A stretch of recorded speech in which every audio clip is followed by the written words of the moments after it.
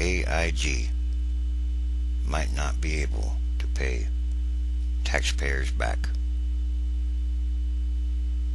Pressure is mounting on the U.S. government to revise its bailout of AIG, American Insurance Group, to ensure that U.S. taxpayers are repaid as much as possible of the $170 billion lent to the troubled insurer so far. Experts warn we shouldn't expect to get much back. The problem stems from AIG's obligations to its trading partners. So far, the hobbled insurance giant has honored its contracts in full with U.S. and foreign banks. It's paid out more than $90 billion in taxpayer money to keep some of the biggest names in finance from losing money on bad bets linked to subprime mortgages and other risky assets. And as the cost of the rescue increases, experts say it's becoming harder and harder to envision a scenario in which the government could recoup its full investment.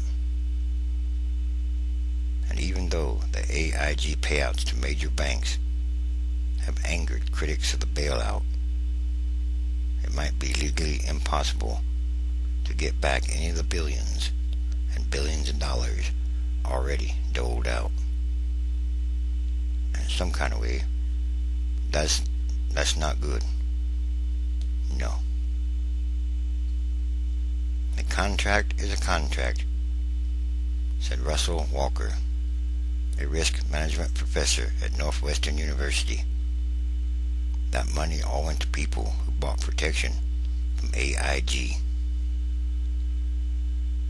The U.S. government agreed to uphold those contracts when it seized control of American International Group in September.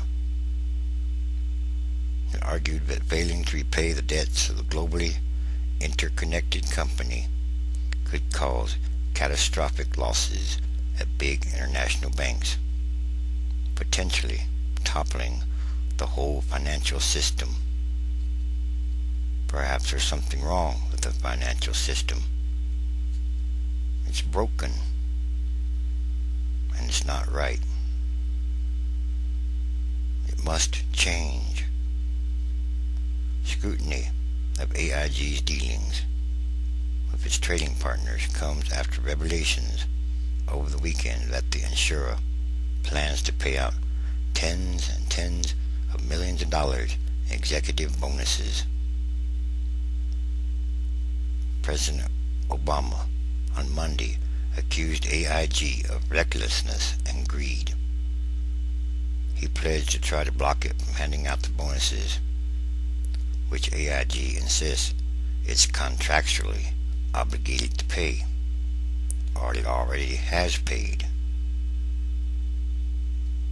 Obama's aggressive stance toward the AIG bonuses raises the question of whether the government could also pursue the billions of dollars paid to AIG's trading partners.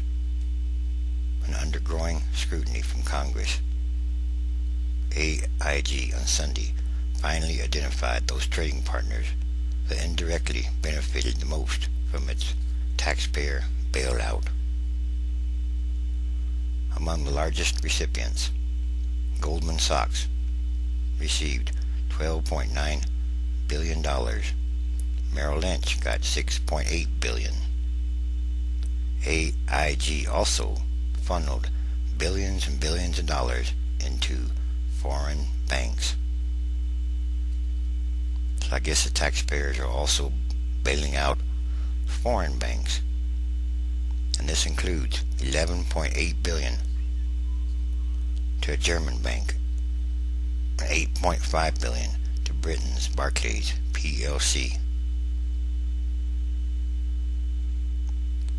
Asked if he'd favor trying to see if those AIG contracts could be broken so the government could recover some of those payouts, Representative Barney Frank, chairman of the House Financial Services Committee, stopped short of endorsing the idea, but he did say that that's something that has to be examined.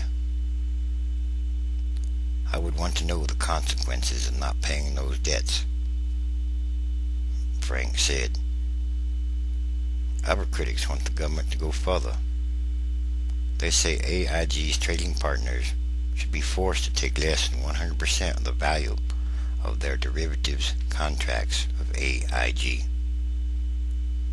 They note that the protection AIG offers in the form of complex products called credit default swaps was unregulated, and the AIG's trading partners knew the risk and should have to assume some of the losses.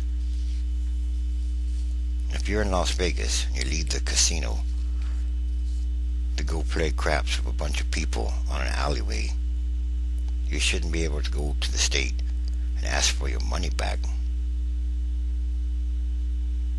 said a financial economist and author of Bailout Nation: How Corrupt Money Shook Wall Street.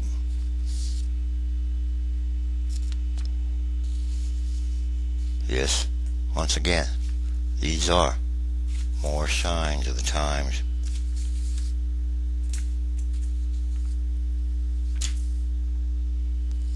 No bailout recipient has burned through more taxpayer money than AIG, which is now approximately 80% owned by the government. A 90-year-old insurer, it was listed as recently as last year as the world's 18th largest publicly traded company. Back then, AIG stock traded for about $40 a share. Now, though, you can buy one share for just under $1. That's dropped a lot in a year. And if the government mostly owns AIG, why doesn't the government make up the rules? It's effectively nationalized AIG, so why not run it like a real business? The government has made, so far, 4 separate attempts to save the company, including a $30 billion cash injection just 2 weeks ago. The latest lifeline came as AIG has reported a $62 billion fourth quarter loss, the worst 3-month performance in U.S. corporate history. AIG's dire reality has raised serious doubts about the government's claim that it will recoup much of its investment in the company. The government could lose a lot of money here. A lot of taxpayer money could easily be lost. In some kind of way, that's simply not right. The government's plan to get its money back rests on breaking up and selling AIG's profitable units, including its insurance and aircraft leasing arm. But given the company's financial woes and the depressed value of financial assets right now, most experts doubt those businesses could fetch a high enough price today to reimburse taxpayers for the full $170 billion so far. AIG could theoretically wait a few years in hopes of selling the assets at a higher price, but by then taxpayers will be owed an even larger amount once interest is added in.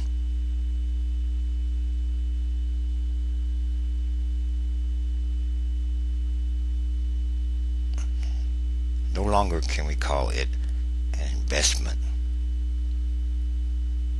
We just have to call it what it is: the bailout, bailing out AIG.